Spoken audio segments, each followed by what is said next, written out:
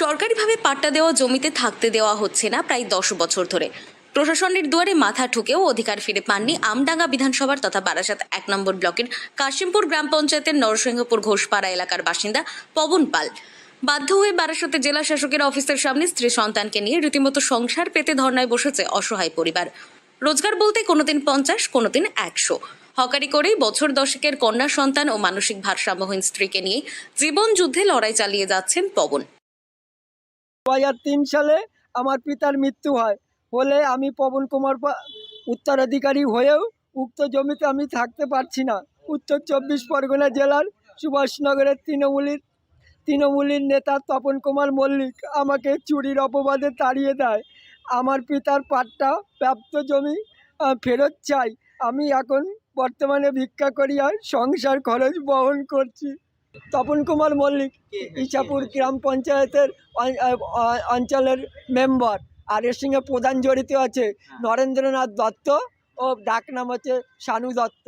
আমি সমস্ত জায়গায় জানিয়েছি, সব কাগজপত্র আমার কাছে আছে, কিন্তু আমার জনবল নেই, অর্থবল নেই, আমাকে কেউ দেখেও না। বাড়িতে রান্না বন্ধ, আমার খাবার নেই ঘরে।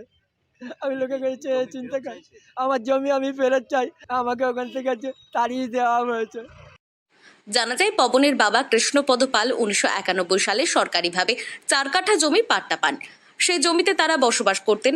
অভিযোগ, কৃষ্ণপদ বাবু মারা যাওয়ার পর 2012 সালে ওই পরিবারের সদস্যদের সেই জায়গা থেকে উৎখাত করে দেয় স্থানীয় পঞ্চায়েত সদস্য তপন মল্লিক। তারপর থেকেই বারে বারে প্রশাসনের নানা স্তরে গিয়ে অভিযোগ জানালেও কোনো কাজ হয়নি।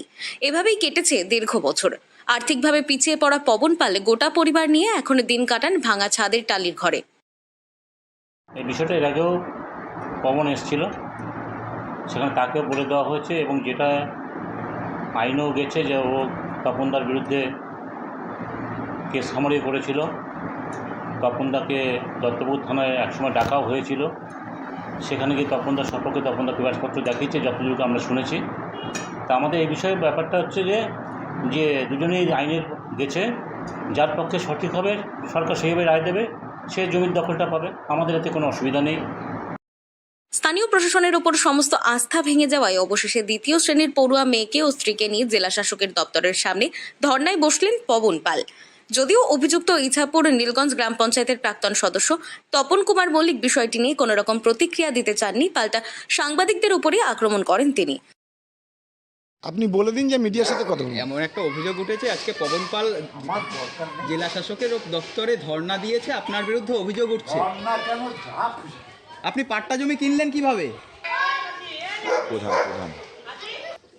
তপন বাবু, যেটা বললেন সেটাই বলে যান। ওখানে কি বলে দিন, চলে যাবো আমরা। এত দূর কষ্ট করে আপনার সাথে কথা বলতেই এসেছি। আপনি বলুন কি, আপনি বলুন যে আপনি বলবেন না, চলে যাবো। এমন পরিস্থিতিতে নিজের অধিকার ফিরে পেতে পবন সহ তার গোটা অসহায় পরিবারের এহেন অবস্থা, বিক্ষোভে আদেও প্রশাসনের সহযোগিতা মেলে কিনা এখন সেটাই দেখার। উত্তর 24 পরগনা থেকে রুদ্রনারায়ণ রায়ের রিপোর্ট, লোকাল 18 বাংলা।